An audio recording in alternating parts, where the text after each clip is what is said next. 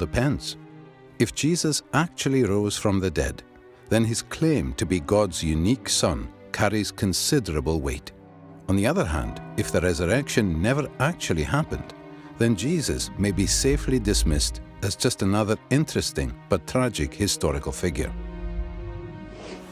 Did Jesus rise from the dead?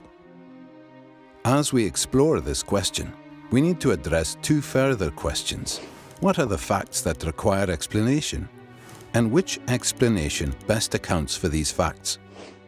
There are three main facts that need to be explained: the discovery of Jesus' empty tomb, the appearances of Jesus alive after his death, and the disciples' belief that Jesus rose from the dead. Let's examine each of these. Fact number 1. The discovery that Jesus' tomb was empty is reported in no less than 6 independent sources, and some of these are among the earliest materials to be found in the New Testament. This is important because when an event is recorded by 2 or more unconnected sources, historians' confidence that the event actually happened increases. And the earlier these sources are dated, the higher their confidence. Moreover, the Gospels indicate that it was women who first discovered that Jesus' body was missing. This is likely historical because in that culture, a woman's testimony was considered next to worthless. A later legend or fabrication would have had men make this discovery. Our confidence in the empty tomb is further increased by the response of the Jewish authorities. When they heard the report that the tomb was found empty, they said that Jesus' followers had stolen his body, thereby admitting that Jesus' tomb was, in fact, empty. Most scholars, by far, hold firmly to the reliability of the biblical statements about the empty tomb. Fact number 2. The appearances of Jesus alive after his death. In one of the earliest letters in the New Testament, Paul provides a list of witnesses to Jesus' resurrection appearances. He appeared to Peter, then to the 12. Then he appeared to more than 500 brothers at one time. Then he appeared to James, then to all the apostles. Finally, he appeared also to me. Furthermore, various resurrection appearances of Jesus are independently confirmed by the Gospel accounts.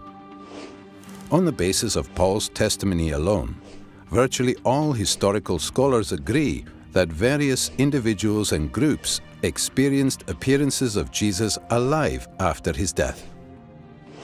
It may be taken as historically certain that Peter and the disciples had experiences after Jesus' death in which Jesus appeared to them as the risen Christ. Fact number 3. The disciples' belief in the resurrection. After Jesus' crucifixion, his followers were devastated, demoralized, and hiding in fear for their lives. As Jews, they had no concept of a Messiah who would be executed by his enemies, much less come back to life. The only resurrection Jews believed in was a universal event on Judgment Day after the end of the world, not an individual event within history.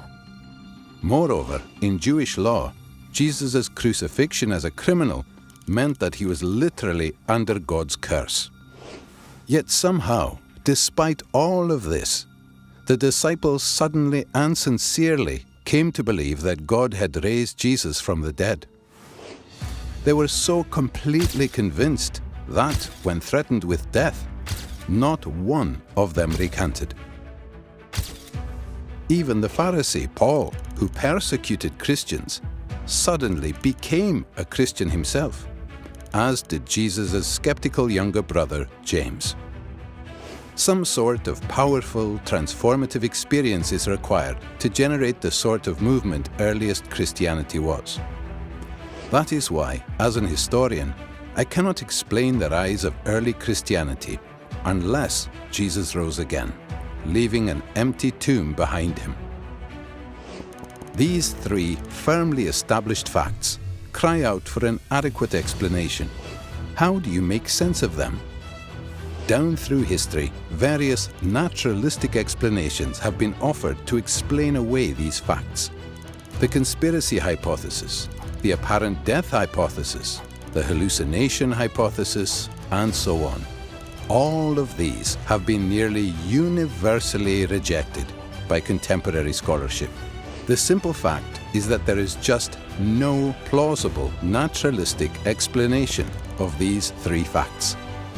The explanation given by the original eyewitnesses is that God raised Jesus from the dead. If it's even possible that God exists, then that explanation cannot be ruled out. For a God who is able to create the entire universe, the odd resurrection would be child's play. An empty tomb, Jesus' appearances alive after his death, and a group of dejected followers suddenly transformed by a radical new belief in a risen Messiah. These are independently established historical facts. How do you explain them?